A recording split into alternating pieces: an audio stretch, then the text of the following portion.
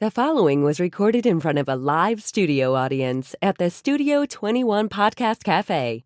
This is the United Podcast Network. The following program is closed captioned for the thinking impaired. By tomorrow, I will rule the world!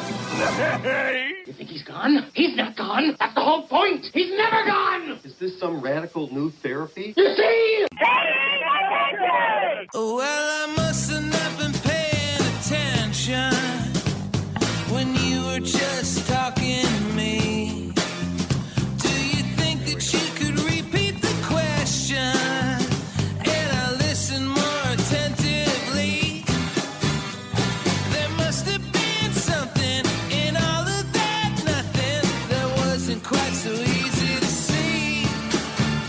And I must have missed something when you were just talking to me. I must have not been paying attention when you were busy slamming the door. I guess the things that pass for affection ain't the same as they were before. There must have been something in all of that nothing that dropped me like a stone to the floor. And I must have missed something when you were just slamming the door. Oh, I don't mind just a little. It's driving Alrighty, let's get this show on the road, shall we? All right. Hi, how you guys doing? My name's Tom Duggan here at the Paying Attention Podcast. Hi atop Two Guys Smoke Shop at the Studio 21 Podcast Cafe. I want to start the show by thanking my sponsors, Matt McLennan, Sam, and Janet, and everybody over at McLennan Real Estate in Methuen on Broadway, AFC Urgent Care. They're both, by the way, going to be, no, actually, they're not both going to be at the Bash. Matt can't come to the Bash, but he's got a really good reason why he can't be there. Okay. He's going to the Joan Jett concert. And at her age, she still looks pretty hot. So if I had my choice and it wasn't my Bash and I had to choose between a Bash and a Joan Jett concert, I'd probably be going to that too. AFC Urgent Care, Zaka and Lisa Williams and her husband are going to be joining us at the Bash. So we appreciate that. Marsan and Son Construction, Ronnie Marsan, also joining us at the Bash.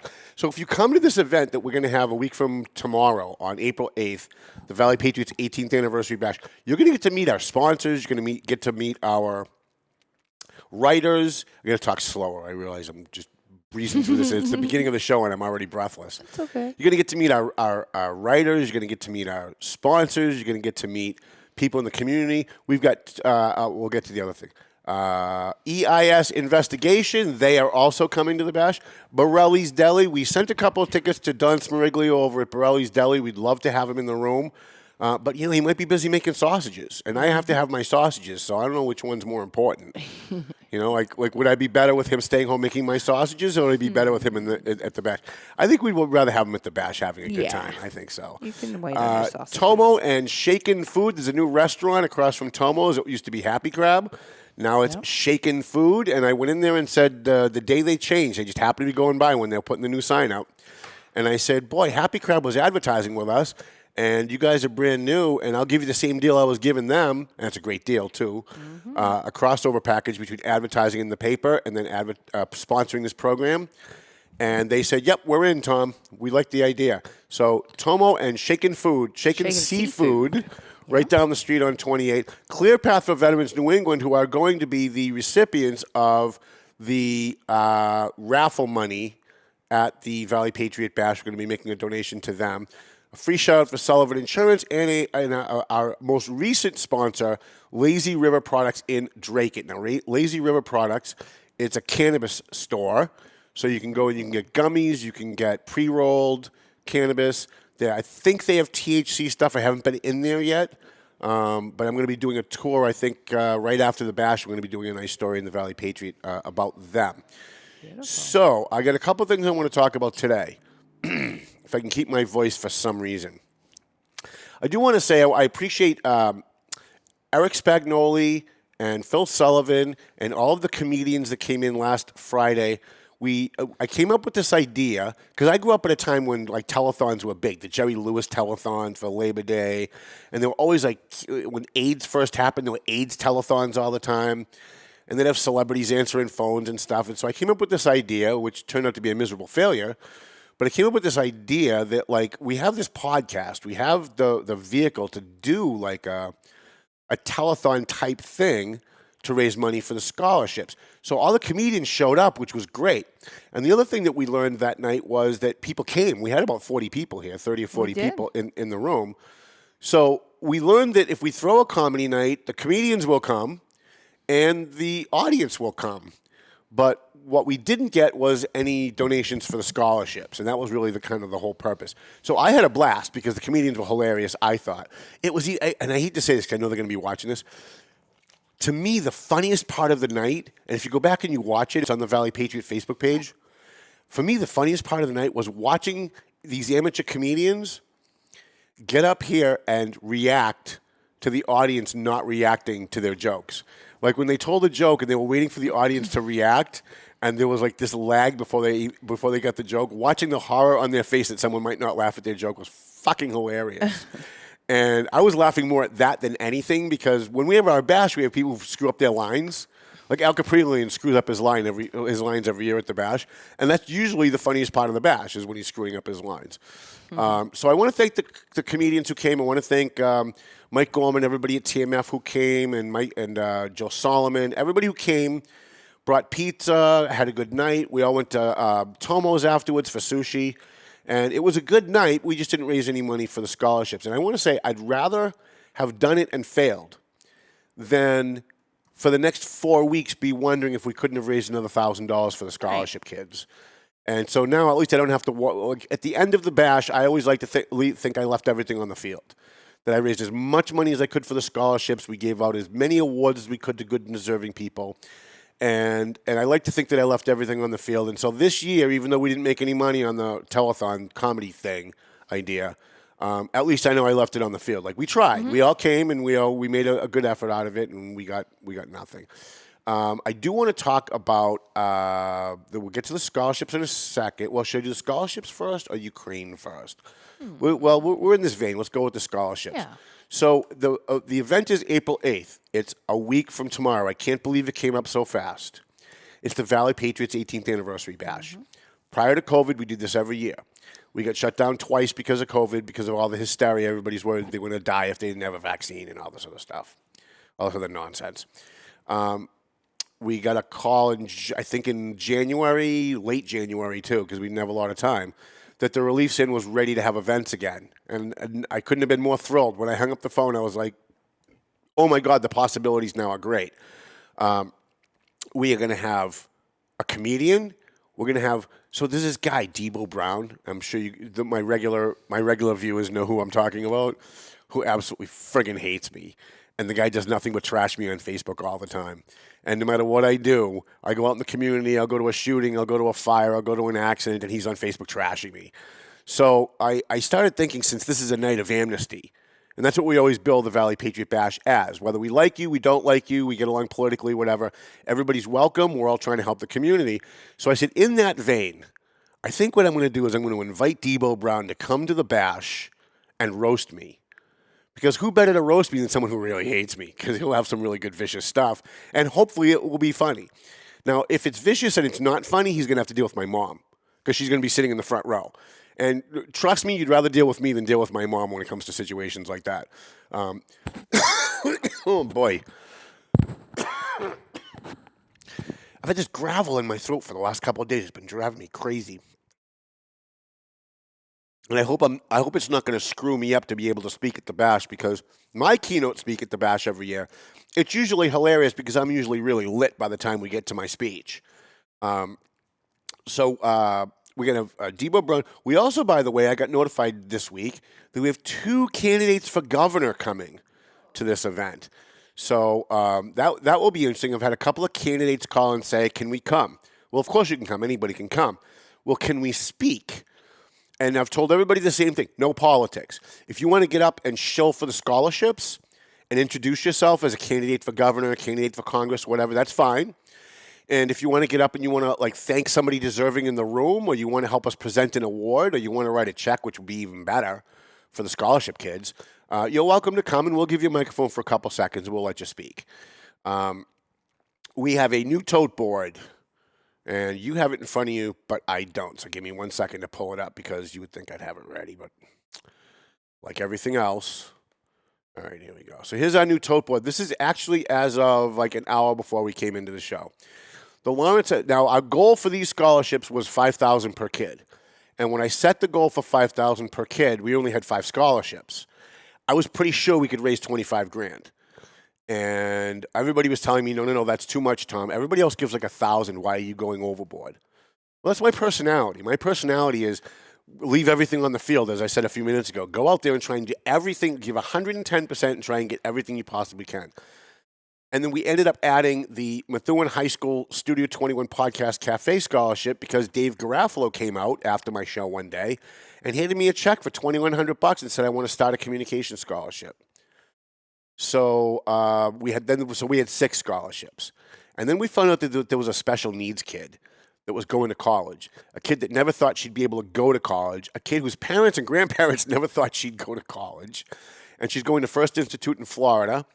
And so she called me like 4 or 5 weeks ago and said, she didn't call me, a family member called me and said, do you think you could do something for a special needs kid? I know you're doing all these scholarships, but you think you just do something, any little will help.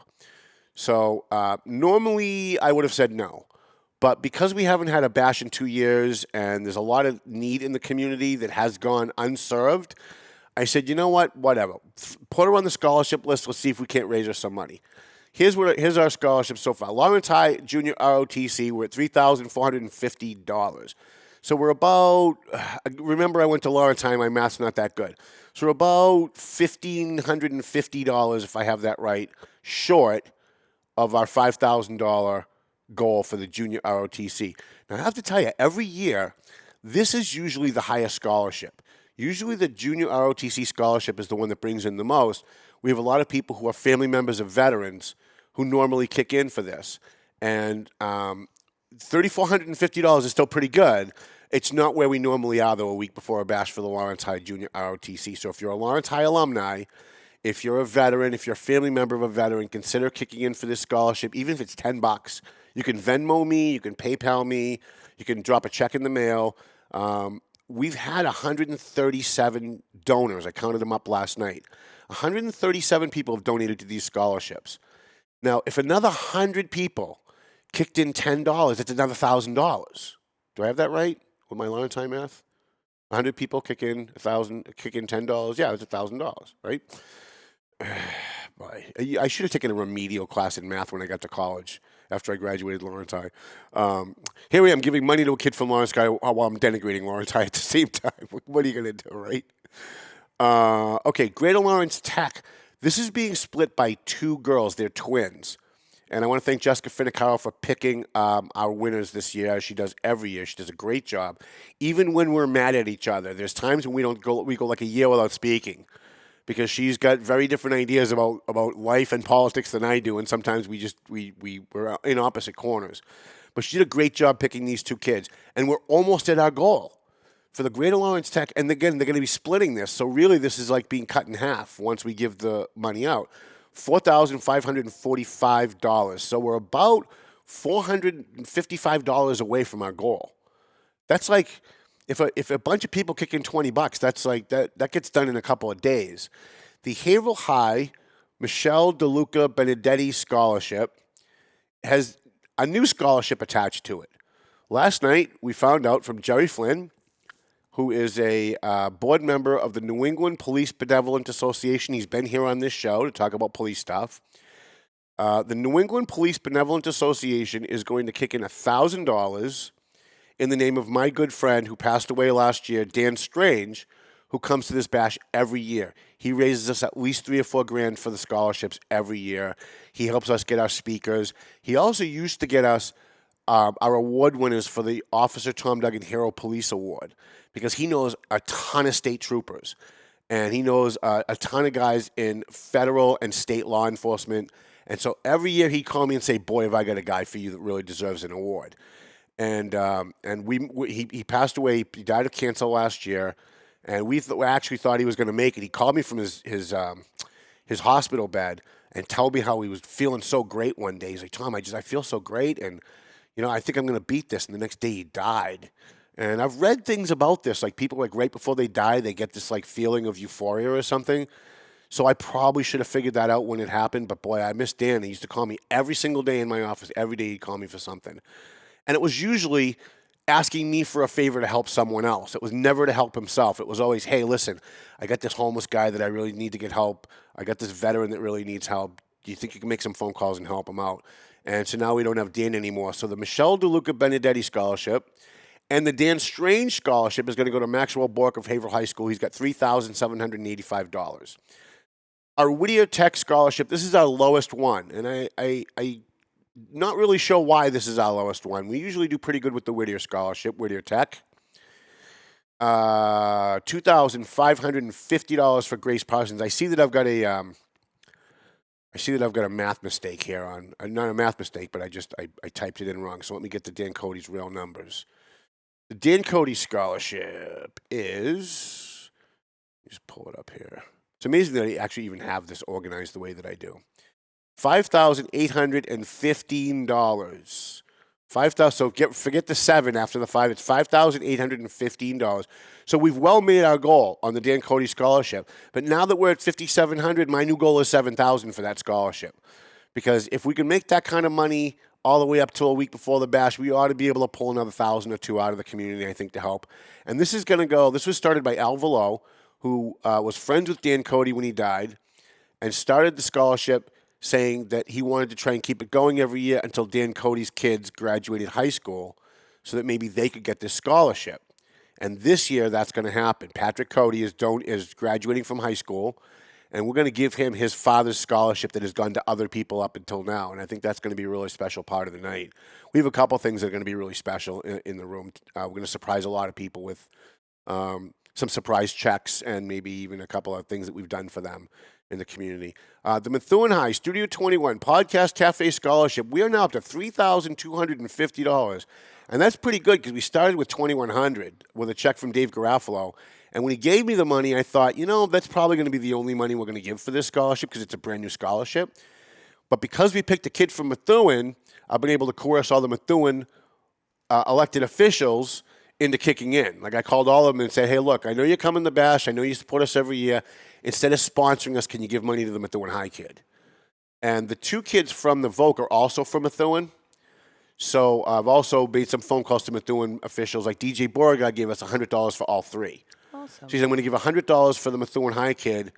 And because there's 2 kids splitting the Voc scholarship, I'm going to give $200 to that scholarship. They can, so it's $100 for each kid. So if you're a Methuen official and you haven't kicked in for this, even if you don't like me, it's not about me because I'm not getting the money, right?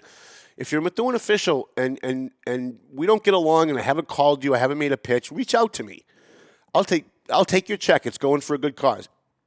And I don't care if it's Steve Saber. I don't care if it's Jim McCarty, although that would really hurt. If it was Jim McCarty, that would really hurt. But even if it was Jim McCarty, if Jim McCarty called me and said, Tom, I want to give $100 to the scholarship and I want to come up and help present it, I would let him do that. If Neil Perry said, if Jim Jajuga showed up at the door with a check for $100 for a kid, we'd let him do the presentation. Because this is a night for other people. It's not about me, and it's not about you. It's not about politics. It's not about who doesn't like who and who doesn't get along politically. This is about people in the community showing that we're above the rest of this federal bullshit that's going on all over the country, where people can't even be friends because they don't agree on politics. And we want to put them to shame and be an example for them in the Merrimack Valley and say, hey, there's a lot of people in this room that don't like each other. There's a lot of people in this room that don't like me. And I'm always amazed when I get up to the microphone at the beginning of the night because I look around to see who in this room really can't stand me and won't say hi to me tomorrow if I run into them. And it's usually like about a third of the room.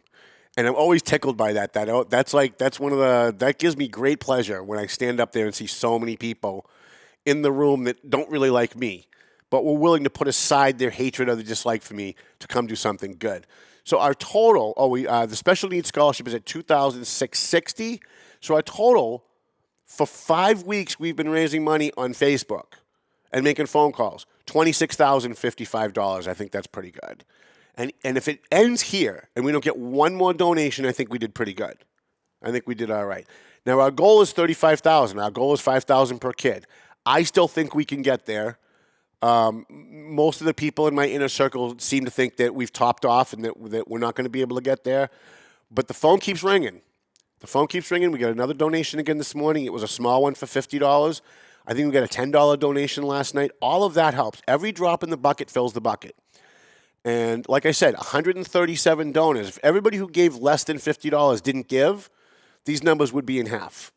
Because most of the vast majority, I'd say maybe 80% of the people who donated to these scholarships gave $50 or less. So whatever donation, we take Venmo, we take PayPal, we take Cash App. If you do PayPal, please do friends and family so they don't take a fee. Venmo and Cash App take a fee. And right now I'm kicking you out of pocket to fill the gap. So they take 3%. So if you give $100, they're only taking $3. But if 100 people do that, I'm kicking $300 out of my pocket. And I don't mind that because that's why we have the door money and the other half of the 50-50 money. We all the money that comes in does get used. We are spending a little bit of money. We have a little bit of expenses. We're paying for the awards. Henry's Jewelry and Awards on Essex Street kicks in their profit. So they charge us their cost for the materials, and they do the engraving for us for free, but we still have to pay for the materials. And the little things like the cutlery and the tablecloths and stuff, but it adds up. It comes up. I think we might have maybe $2,000 in expenses before it's all over. But that's why we have the door money and the 50-50 money and the raffle money, so that we can do those things, and it's not coming out of the scholarships. And whenever somebody calls and says, "What should I give to? Should I give to a scholarship? Should I do a sponsorship? Should I do something for TMF, the group that helps the homeless?" I always start off with pick the kid that's got the lowest amount on the scholarship list and give to that kid. So we've been able to raise a little bit more money on the Whittier scholarship in the last couple of days because I've been pushing people. And if someone makes a donation and doesn't specify where it's going to go, I'm going to give it to the kid that's got the lowest amount on the list because we were trying to get all these up. So, all right. So that's it for the bash. I know I had an announcement about the bash, but I can't remember what it is. Something to do with about a special appearance by somebody who's really famous, but I can't remember. You're going to have to come to the show, I guess, and find out, I guess. I'm heartbroken that Al Caprillion can't join us this year because he's always a lot of fun. He always opens the show with "Good evening," and then he makes everybody say it back 100 times till they get it right, which is hilarious because it's Al Caprillion. So he's not going to be with us this year, and that's going to be between losing Chris Eldridge, losing Dan Strange, and now not having Al Caprillion coming. It's not going to be the same, but we're going to have a good time anyway. And hopefully in the next bash for next year, Chris Eldridge will smarten up and he'll come back, and Al Caprillion will smarten up and he'll come back, and Dan Strange will always be with us in spirit. And hopefully we don't lose anybody else. You know who else we lost over the last year before I move on? And I know I'm not going to have any time now to talk about the things I wanted to. Joe Carroll.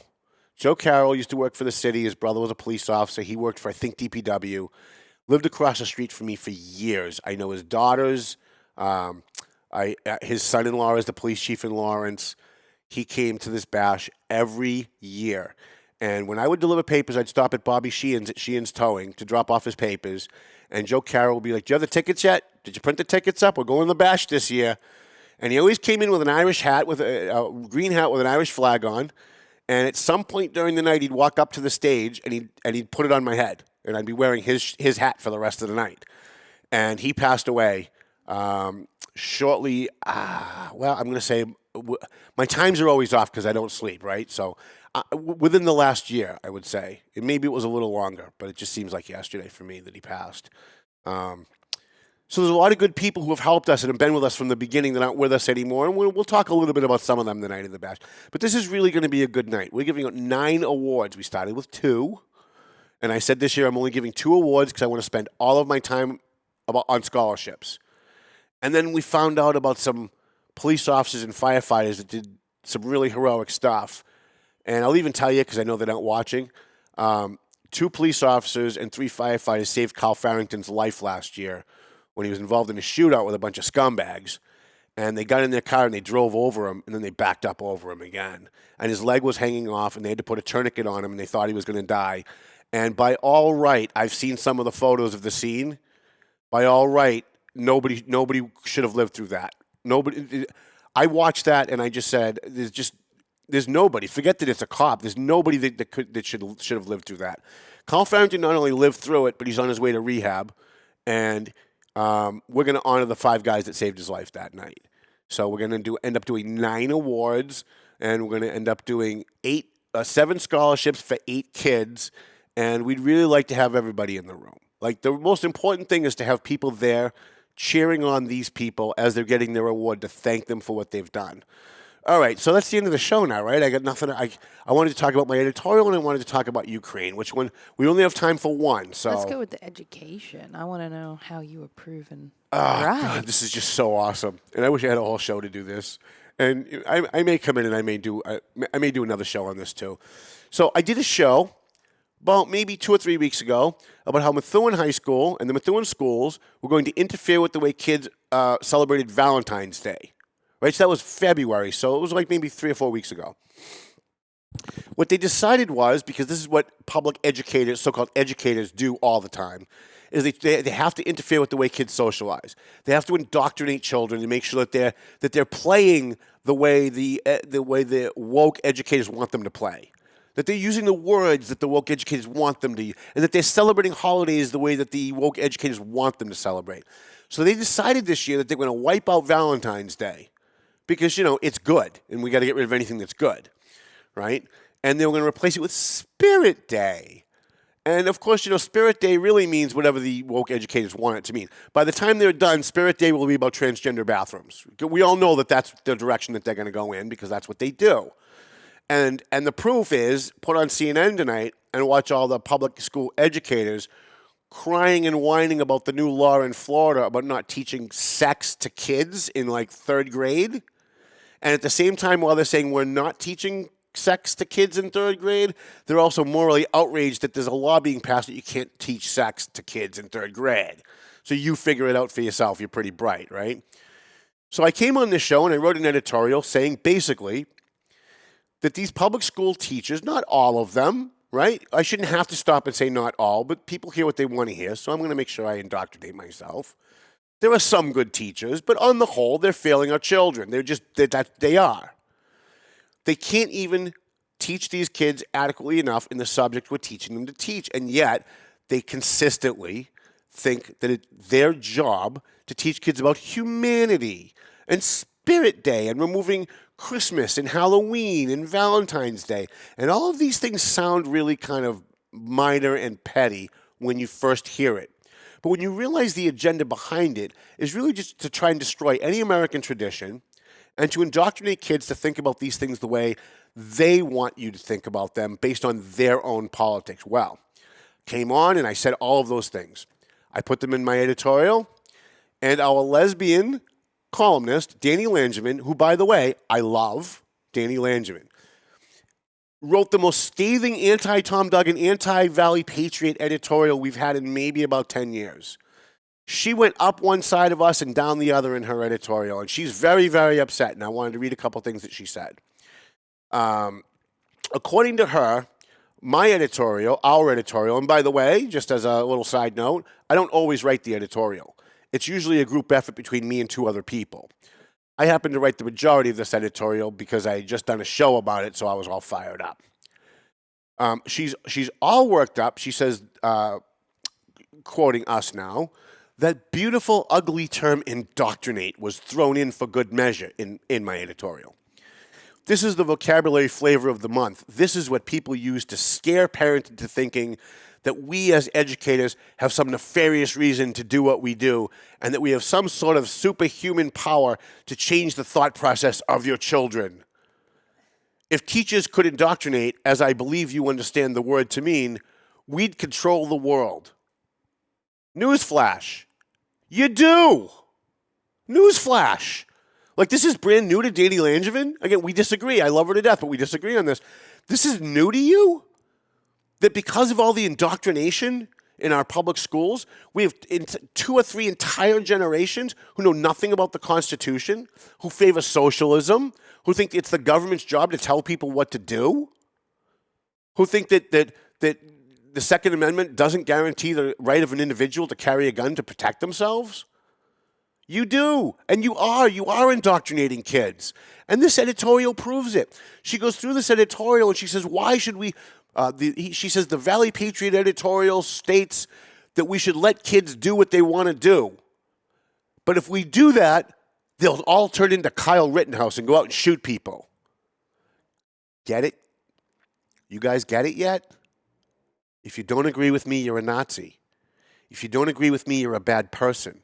These are the people teaching your children. These are the people teaching your children. At the same time, they're saying they're not indoctrinating their children. They're indoctrinating your children. And when someone like me comes along and says, Valentine's Day, it's kind of a thing kids should be able to celebrate on their own. To her, that's no different than Kyle Rittenhouse going out and shooting people. Because kids might decide to celebrate Valentine's Day in a way that Danny Langevin and all these left-wing teachers and so-called educators don't want them to. They might want to celebrate heterosexual Valentine's Day. A boy might want to give a Valentine card to a girl. We can't have that. So they have to step in and they have to indoctrinate your kids. And she says in her editorial, she spells it out really clear. She says, the fact that this editorial is about Valentine's Day makes it laughable. Valentine's Day is not even a holiday, but it's and she's quoting me, a day for romance, says the author of the editorial.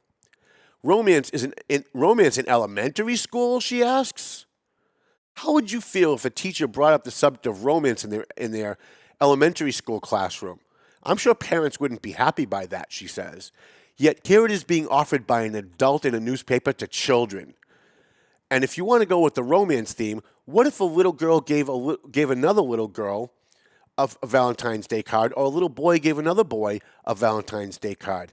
Is that type of romance prohibited or accepted? Challenge accepted. Challenge accepted. I wouldn't give two shits if a little boy in third grade wanted to give another little boy in third grade a Valentine card. I wouldn't give two shits if a girl in first grade wanted to give another girl in first grade a Valentine card. What I would give a shit about is if the teacher told the kid that the girl has to give a Valentine card to a girl because of their politics, or a boy has to give a Valentine card to a boy because of their politics. That I would mind. But this is where she draws the line at romance. So let me see if I have this right.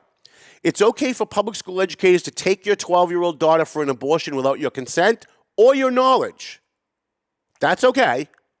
It's okay to give kids in 5th grade condoms and teach them about sex. That's okay.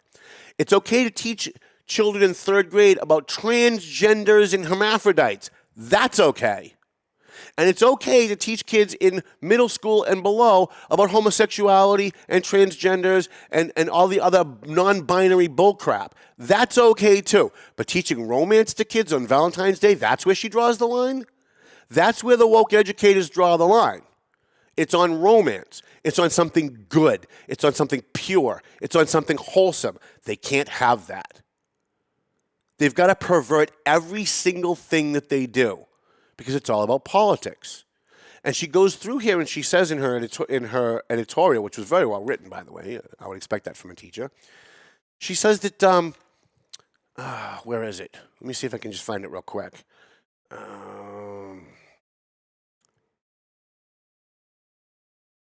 I had one more point on this and now I can't find it. But this is what you're dealing with your public school teachers. On the one hand, they're claiming they're not indoctrinating your children. That's just political talking points. It's a fantasy. It's not really happening. And on the other hand, she's all upset because we in our editorial put the idea out in the public that kids should be able to make up their own mind about these things.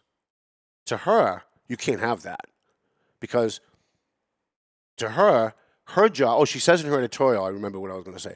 She said in her editorial that their job as teachers is to teach children about humility and humanity. No, it's not. No, it's not. Those are very subjective terms. Those are subjective terms like morality is a subjective term. It's up to the parents to teach kids about humility and humanity. It's about the parents. It's the parents' job to teach them about morals, not the teachers. Because if you leave it to the teachers are all a bunch of perverts who want to talk to your kids about sex. I honestly think that there's something very wrong with any grown-up who wants to talk to children about sex. And all of these people who are pushing on this political agenda, they're sick. They're just sick. Now, when this editorial came out in the Valley Patriot, and of course we answered it with our editorial, I had several emails from people who said that we should fire Danny Langevin from the Valley Patriot for the way she attacked the paper that she's writing in, and several who said that we should contact the Methuen schools and we should try and get her fired from her job if this is the way she behaves with children. I reject both of those ideas. I am a First Amendment absolutist. I believe the Constitution says what it means and means what it says.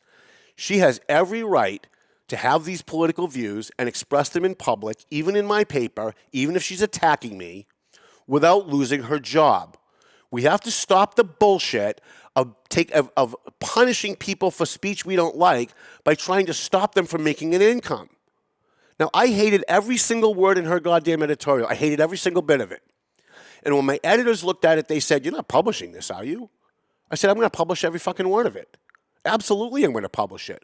Because I guarantee you at least 1/3 of my readers will probably agree with her. And they need to hear both sides of the story. We gave our side. She's giving her side. We're going to give a response. But it's up to the people who are reading it to... My job isn't to convince you I'm right. My job is to present another side and let you figure it out for yourself. That's the difference between a conservative and a liberal. The conservative wants to argue and debate and discuss and let the subject be decided on the merits of the discussion. A liberal wants to attack you, call you a Nazi, say you're no better than Carl Rittenhouse, and shut you down. She even says in here that she's very disturbed that people like me have a, quote, license to, quote, abuse educators by pointing out the fact that they don't do their job. And they don't do the job. So if she had her way, the very paper that she's writing in would be shut down. If I had my way, there'd be 100 more Danny Langevins writing for us. You tell me who's right. Like, which side do you pick on that? Because I really am a First Amendment absolutist, and if she wants to write 5 more editorials calling me a homophobe and a Nazi and all the other things that she likes to call me for disagreeing with her and putting the idea out in the public that kids should be able to make their own minds up about... Think about this. They're allowed to make up their own mind about getting an abortion at 12, but at 13 they're not allowed to make the decision about how to celebrate Valentine's Day? How does that square? Like, put those two concepts together and try and figure out how someone could hold both of those views at the same time. Because I can't figure it out.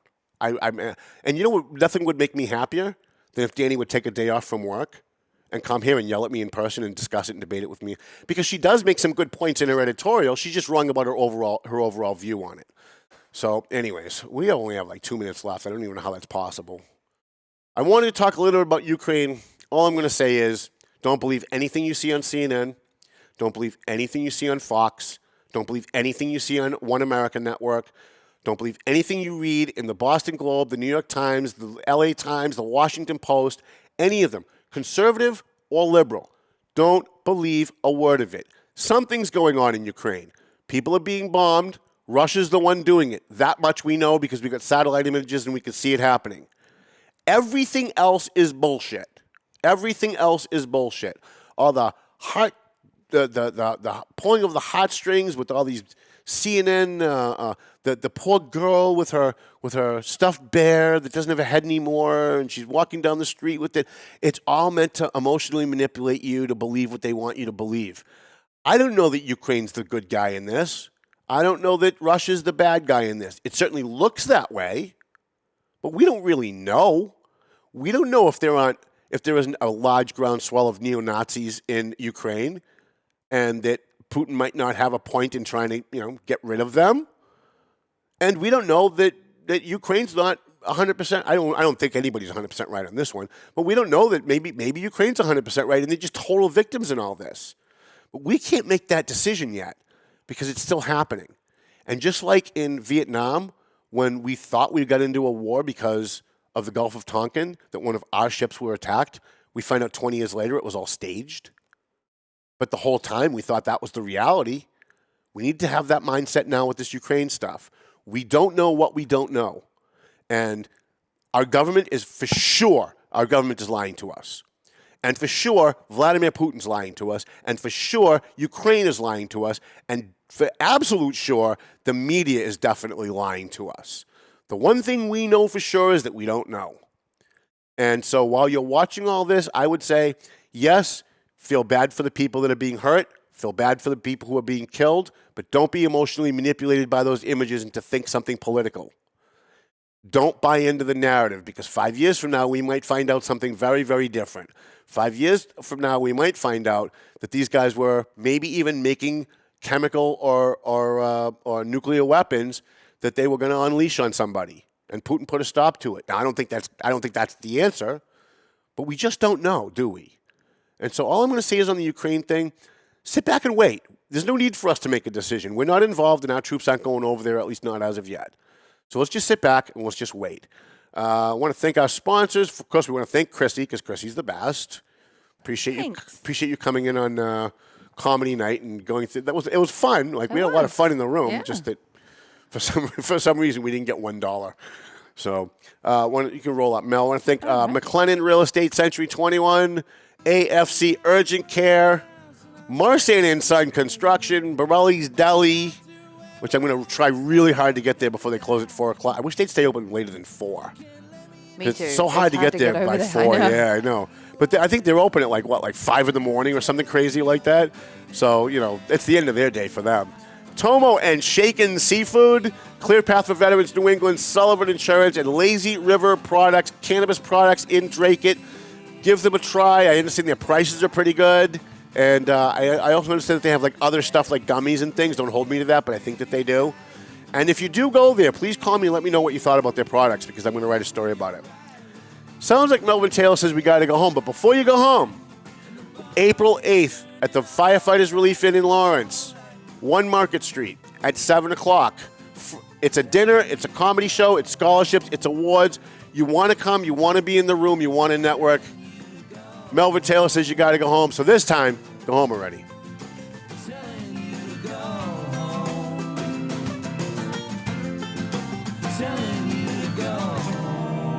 The views and opinions expressed by the hosts, guests, or callers of this program do not necessarily reflect the opinions of the Studio 21 Podcast Cafe, the United Podcast Network, its partners, or affiliates.